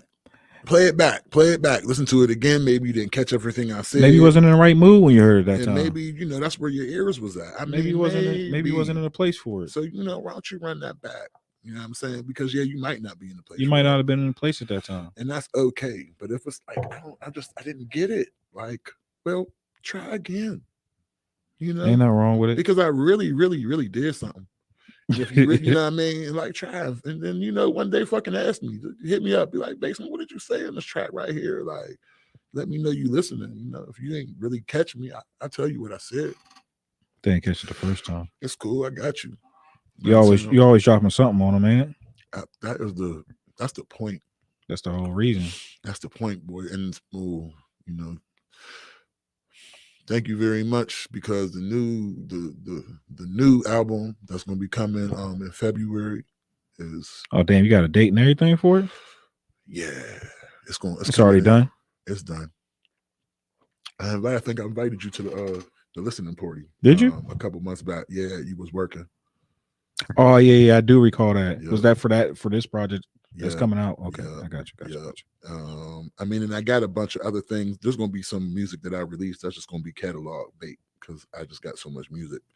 You know, us having a conversation about pirate radio. Yeah. And then I've had songs from pirate radio that, you know, people enjoyed. So it's like I want to make that available to people. So I'm gonna make some things available. Just dropping as like singles. Yeah, we're just dropping projects with the music on it, but Right. I don't necessarily gotta be like, yo, my fault. I don't necessarily gotta be like, yo, new album. It's like just listen, tune in. Just real casual. Yeah, if you fuck no with real rollout for it. Not for some of these, but for this particular album, rollout. February, the end of February 28th. We got a name for it? It's literally called February 29th. It's called February 29th. Indeed. And is this leap year? Damn. I'm not sure. Is this year coming up leap year? So listen, I didn't mean for it to come to this. It been done. But just in the way that the Lord is gonna have stuff and the way I need to roll it out. It's leap year. That's crazy. And it's the extra day of Black history. It's an extra special extra day of Black history. God damn. That's brilliant. I fuck with that. You dropped it on February 29th. I already got the artwork. Artwork's already done. Oh, the artwork is delicious. The artwork. Did you do that on purpose? The leap year shit? I didn't know that I didn't know this was leap year coming up. Damn, that's crazy. But I chose it at the time because that's what I wanted it to be. And I wanted to feel like an extra day of Black history. I know I'm funny for that, but I was going to laugh at myself, but like, I wanted an extra day of Black history. Yeah, that's what it is. So when you listen to it's an extra day of Black history, it's like an extra special day. Yeah, you only get 28. Typically, we short, so it's when we get a little bit more. Still short, but fuck it. But the extra y'all been promising us. Fuck it. No, that's what you said. We got to get it ourselves, ain't it? Can't wait for nobody to give it to you. Can't wait nobody to give it to us, right? So it's like the extra. So I ain't wait. There's some took it. There's some things that I just came out here and took. A lot of it is love based too. Bro, the blessing right now in my world is that there's a lot of people. Some are scary people. Yeah. Some are, supposed to be thugs and this, that, and the third and blah, blah, blah. But when I see these individuals, I get hugs. Just niggas hugging. That's what happens with basement. Niggas hugging. You know what I'm saying? and the whole thing is it's not supposed to be like niggas is cool, but what the love that I get from my niggas is like my nigga, like, and I feel really blessed. Like I was in the cave last night and a couple of my niggas walked in, and the love that I got from them was different from the love that anybody else got in the club. Right. Everybody else got dapped up or, what's going on? The quick head nod, it was whatever like, have you. Nigga, let me put down everything in my hand. You come here. Right. Love you. You know what I'm saying? Yeah. And so for those things to be able to be expressed at this point in time, it's supposed to be what everything we are and whatever we're supposed to be. What we are is it's about time to start maturely appreciating and loving each other. Yeah. Being very okay with the fact that we fuck with each other. Yeah. And that we're friendly and that we actually care about each other and acting like that and all these motherfucking fake ass bravados. Yeah. Being too cool for shit. These motherfuckers so cool. Too cool. So cool. Y'all motherfuckers so fucking cool. They can't even put their hands up. Put your hands up. No, it's cool, motherfucker. You cool. You so cool. And it be the same motherfucker so cool when it be Action Jackson time. The niggas is cool too. Real talk. Come Action Jackson, niggas are super cool. No action out you. You know what I'm saying? No fucking action. I be looking for it and be, hold up. Y'all niggas was so this, that, and the third. And it's like time for the jump. You still Fonzie. Y'all niggas is not. You don't seem eager. No. Nobody seems eager for the smoke, but it's Fonzie was about that action. So, bro, that's bro. Like I said, you know what I'm saying? That's what I said. You know what I mean? No, you're right. About this, it gotta be about that. But February 29th, man, this thing right here, man, is a complete blessing. The people that worked on it, Barbados is on it. Barbados Black, Shamar, Brother Mans, Sonny Brasco, production by Pac-Man, production by my guy, Young Montana from Russia. Shout out to Russia. Sonny Brasco on production also. Yeah. And I'm pretty sure Samaj maybe had one or two things. I think that's the limit of the production. And Brother Man's produced also. And as far as I think that's everybody though. Everybody. Oh, my guy JFK, he's on there also. And if there's another song that you would like to play, I would like it to be Three Kings. If we're playing on any other music. Just because it's a video, it's something that's not released yet, that you can't find anywhere else except for YouTube. Okay. And from what I'm to understand, people enjoyed the collab. It was me, Kev Clemente, and JFK. Hey, shout out them boys. And it was it was something that again, bringing people together. Right. You know what I'm saying? Shout out to Shalak. I was on a video shoot with Shalak. Hollered at Kev, let him listen to music. Like I just let him go through my tracks. He picked that song out. We picked that. What you think? What you think it was about that song that made him pick it out? It's the vibe. I think he was like, it's a West Coast vibe. He actually just like, you can almost hear it when he's rapping and shit. Like he'd be like, sound like some West Coast shit, and I don't know, I don't know, man. My fault. So that I just keep. Yeah, we can get into. We could definitely get into it. That right there was just. I just had a whirlwind of thoughts because just of the method, the collaboration, the fact that how things come together, the fact that I'm just blessed to have people to work with. You know what I'm saying, and the things that have actually worked out and how well they worked out. So that be. That's just I just had that whirlwind thought. But yeah, we can definitely get into that. Three Kings. You said now this one ain't streaming everywhere, but they can find that is a video only. It will be on the upcoming. Yeah, I was gonna ask you plan on making that available for stream? So just like I was saying about those tracks that I got, you know what I'm saying, that I have so much. It's gonna be on an album called I think that's on my Son of a Bastard album. Okay. So the project is called Son of a Bastard, and that I'm pretty sure that's what that Three Kings is going to be. Three Kings, but until then, y'all can go ahead and get that on YouTube, stream it live. Yeah. This is Three Kings by John Basement featuring JFK and Kev Clemente. Oh damn! How do we start there? How do we begin in the middle? Yes, sir. We can always begin again.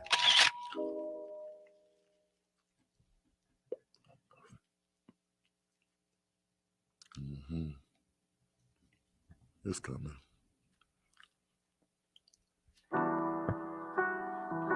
They say when three kings get together, they meet at a round table.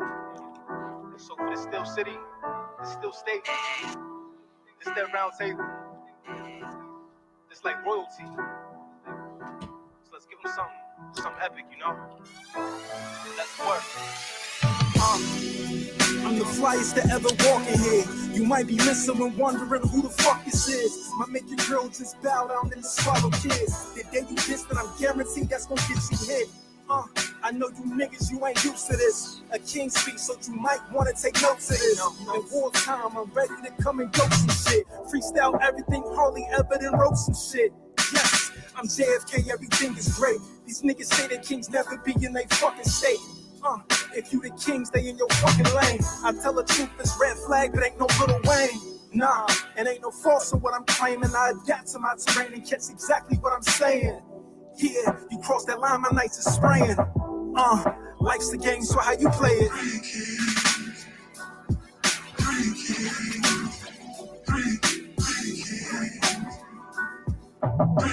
I like the visuals.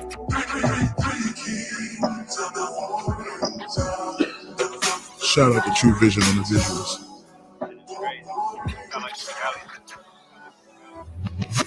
We blowing smoke clouds off the sunroof. Playing with the chucks like the young Snoop. Plus we backwood burner when we come through. Life is in the tuck in case they might not let this gun through. It's the world we living in, but I adjust to it. Man of peace, but learned the art of war, reading Sun Tzu. Rising up the food chain, they gon' hunt you.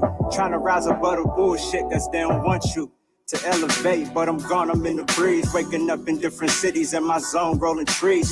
Used to have them tens, live way beyond my means. And that black power spitted and that hoodie from Supreme. But I was hot to go get it, gotta go earn something. Listening to JV, shit was written, I learned something. Conversations about paper, I'm really worth something. Had to overlook rolling papers, nigga, come burn something.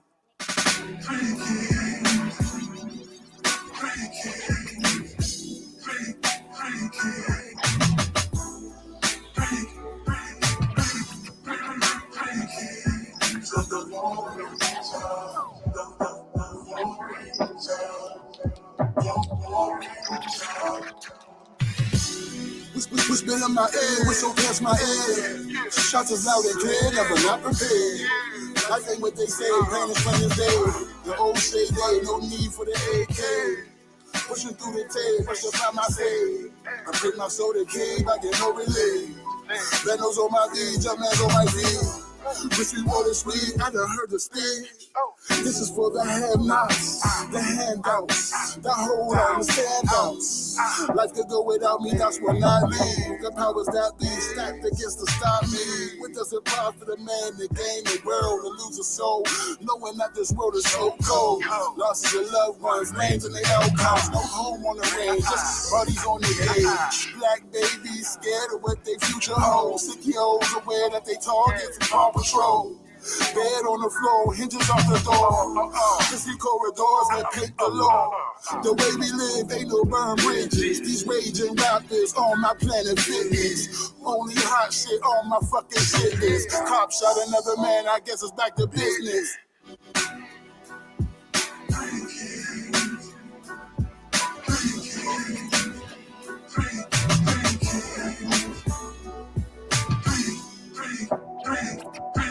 Yeah. Three Kings. John Basement. Featuring JFK and Kev Clemente. Yeah, man. How'd that come about? How'd that collab come about? Man, just like the same way, opening up my catalog, being open, inviting, open and inviting to those who are willing to work and who are willing to work with me. Turned out dope. I can't believe I let all this time pass without asking, how can the people get a hold of you if they're looking for you, whether it be for collaborations or they're just a fan of what you're doing? At John Basement. There's only one. It's like that on TikTok, Twitter, Instagram, and Facebook. At John Basement, all one word. Where did the inspiration for John Basement come from? How did that come about? Man, I just rode past the basement. Actually, yesterday I rode past the basement that I started in. Long story short, I used to be JB the Lyrical. Dude asked me what my middle initial was, and I said D, and he said, cool, you'll be, because when I first started rapping, I ain't had no rap name. I just wrote a little bit and wanted to rap. Yeah. Hooked up with this man named Levy Vinson, and eventually was paired with Big D, Takor, the person who was responsible for creating Crave in Pittsburgh. Oh, okay. Shout out Crave. That's wild. Yeah. I was there before Crave was created, and while Crave was being created, I watched Crave being created. I went back and forth to college and finished up. You know what I mean? That's whenever that was happening. Crave was happening when I was in college and shit. But before, he decided to work with R&B because that was a better bang for his, his proverbial buck and all types of, time, effort. And it's a little bit easier. It's more marketable than hip hop. All those things. Yeah. It was like, you know what, I'm gonna not push that. But I was part of a group called Mobtown Coalition. And it was when I first started rapping, and I actually was like on 2 or 3 of the tracks of their album. And shit got weird, and I was young, and didn't understand what dynamics was really taking place. And I'm happy-go-lucky, and niggas is low-key hating on me a little bit. You know what I mean? It's funny, you know what I'm saying? But full circle, my man Nino Storm, the song The Diddy that I was talking about, Nino Storm does the hook on that song. Yeah. And Nino Storm was one of the people that was in that, you know what I mean? So that collection. That collection of individuals, that coalition of mob town Negroes. Yeah. Yes, he was one of them. And so, yeah, you know what I'm saying? It was going down. John Basement was born? John Basement was born in Lovey Vinson's basement whenever I said my middle initial was D. He said B. He said, okay, B. So he thought I said B. He thought you said B like basement. But he thought I said D. I said D as in dog. He thought I said B as in boy. So he said, all right, JB. He said, you learn JB the lyrical. You're lyrical. So I was JB the lyrical. And then later he was like, oh, D's your middle initial. I thought it was D. So B. So listen, what happened was there was a little time in my world where I had to I was being JB. And people were like, well, where does the B stand for? What's the B or the B come in?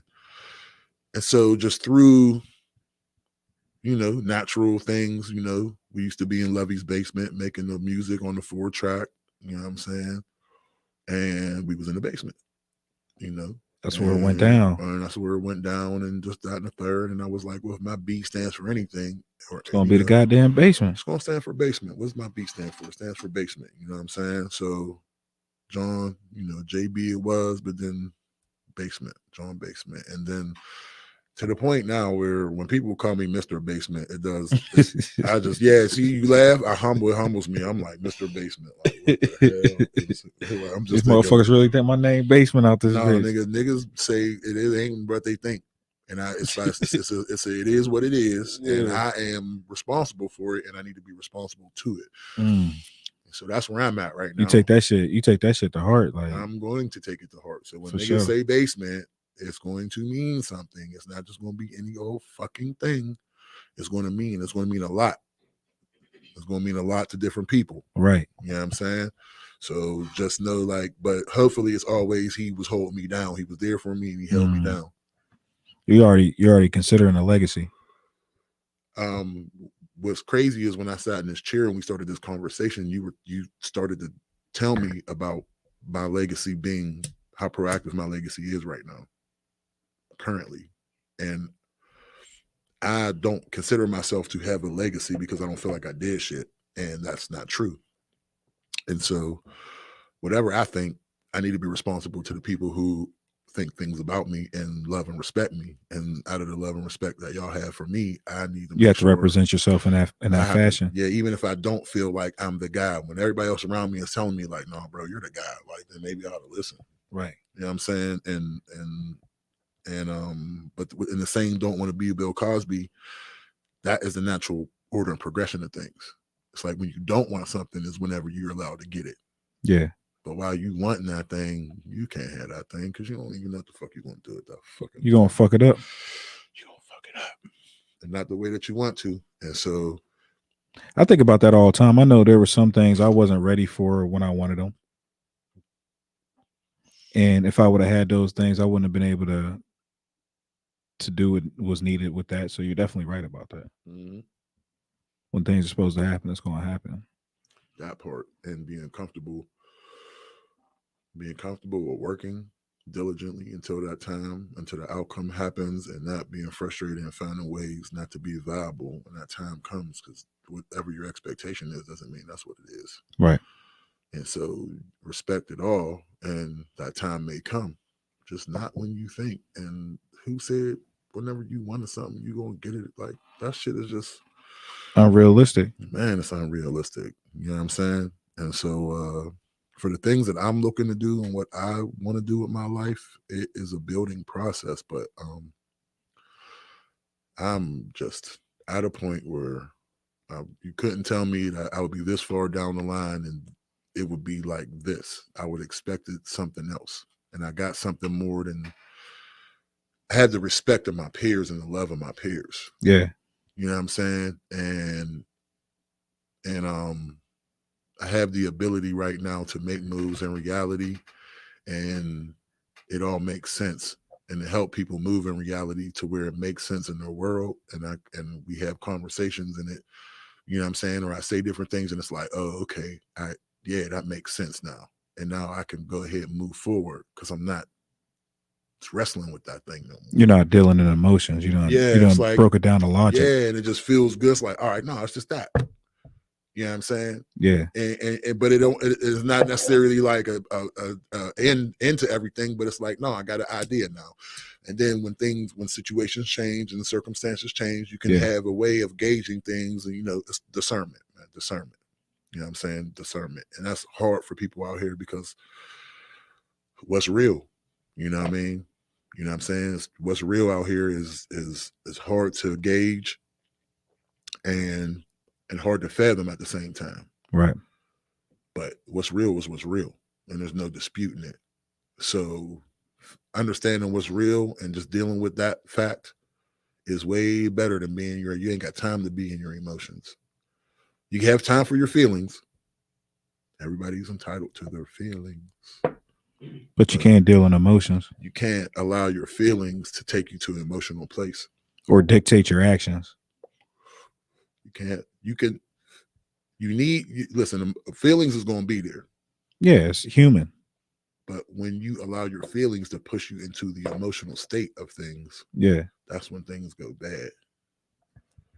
So you have to be okay with your feelings and then understand your own feelings about stuff. Maybe you are dumb. Maybe you just feel like I ain't feel like walking. Like maybe it wasn't that far, but I ain't feel like walking. Like, well, tell yourself like it ain't that far, bro.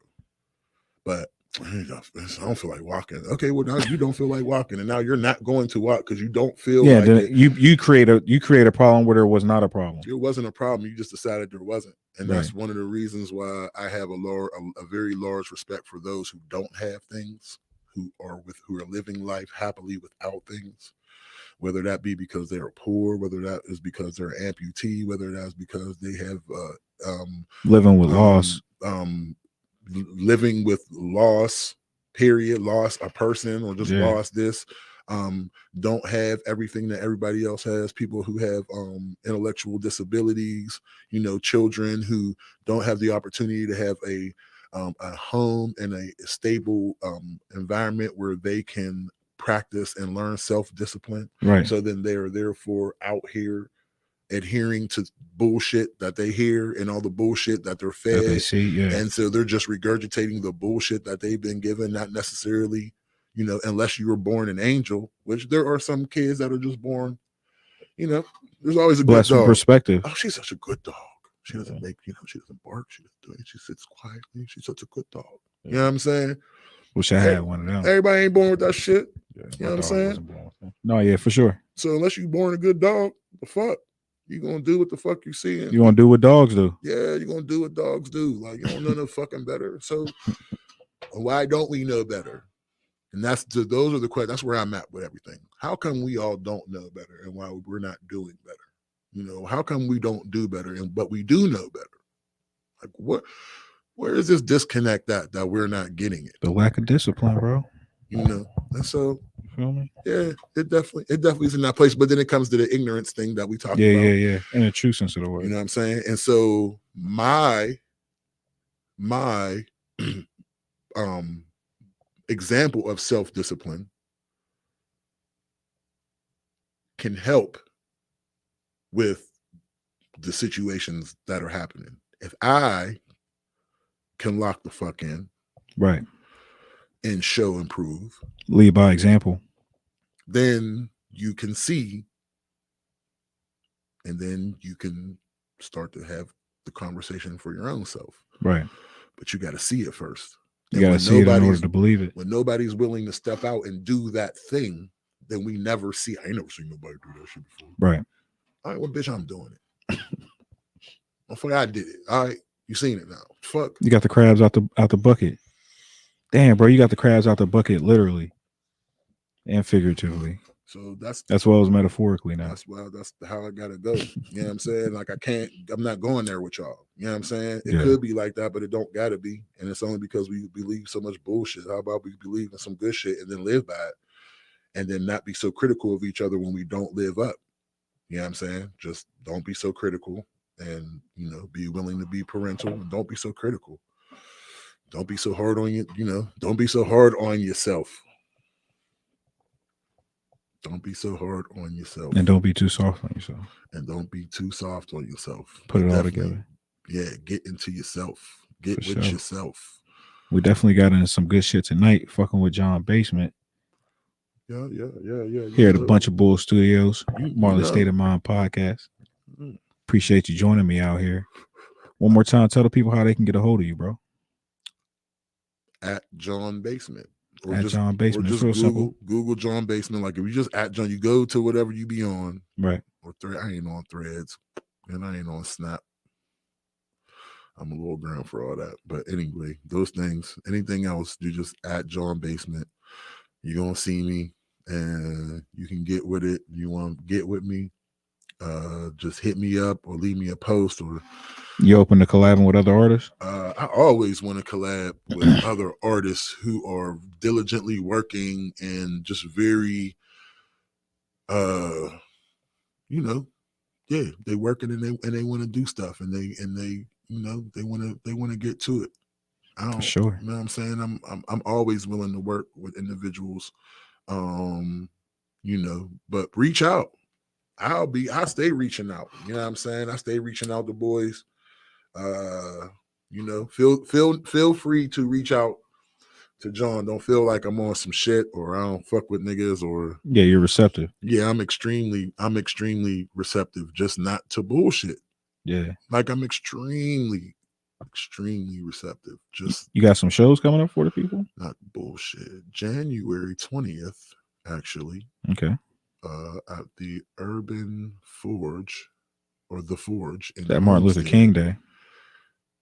Oh, really? Yeah. Interesting. Yeah. January 20th, Homestead Forge. Get with me. We do have a showcase coming up with myself and other individuals in the city. Sour Life, Sour Life family, which is consists of Brody, Reels, Dope Flow, Tone, and other artists. There's a bunch of artists, but those are the main artists from that record label. Sour Life, what up? Shout out to y'all. And so we are on a show with a couple other artists from pretty much Youngstown. Yeah, Youngstown. So they're coming to town, but January 20th, Homestead, the Forge, Urban Winery. You can hit me up for tickets. I'm pretty sure tickets are $10. Hit me up. If there's a website, I'll be able to get it to you. If you hit my social media, I'm sure I'll have it posted. If it's not posted now, it'll be posted shortly. For sure. So, yeah. Tap in. That's what's going on. But yeah, please tap in, man. Artists and all man. Artists, drummers, producers, drummers, videographers, whatever you're doing, man. Whatever you are doing, and you just want to work with someone who's not them, and who's going to appreciate you for what you do, and maybe. And I'm even willing to help in your endeavors. If you have things that you're working on and you need to just talk to somebody about it, you can hit me up. We can have a conversation. I ain't charging motherfuckers for my time because my time wasn't given to me. My time is a blessing, and I tend to be a blessing to others with the time that I have until I don't have no more motherfucking time. And that's all we got anyway. So everybody's welcome to it as long as you're not bullshitting me. As long as you're not wasting that time. And helping me not bullshit myself. That would be a part of it. Please and thank you. Well, because I'm doing that for you. So please, I don't want my bullshit to become something for you. And we can discuss that too. Because I'm more than willing to get the fuck out of the way. If that's the thing that needs to happen. Or I'm more than willing to step in front of the motherfucking bus. If that's what needs to happen. They ain't gonna run over me. I ain't with that shit. Ain't no bus bait, but I will, I'll run interference. You want to take the hit? Hey, I deliver. I am the deliverer of that. You know what I'm saying? Back against the wall, I'm the deliverer. You know, there's no entry. My back is against the wall, and I deliver. So Indeed. that's all I know. John Basement. Hey, man. Before we get out of here, Yeah. would you mind if we played the Diddy? Yeah, we could play the Ditty. You know what I mean? That's another We'll thing head I out on wanna- the Ditty. That'll be the outro, ain't it? For sure. So Marley. this is the Ditty off of PGH Jams, John Basement. This is featuring Nino Storm. Yeah. Indeed. Mhm.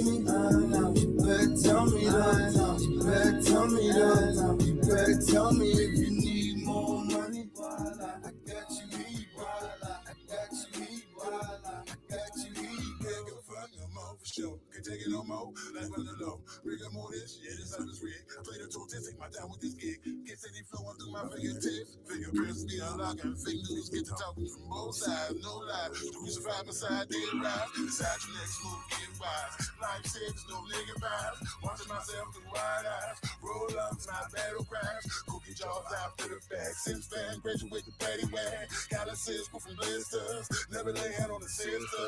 Never accept any bitch. Just feel like you should have been in the picture. Yes, man, you take pretty picture. For money or for the attention. Walking on the less travel path. Look for the bloodbath. Change off in the aftermath. Oh, the great man. Girl, the Lord I throw. She know I'm thrown.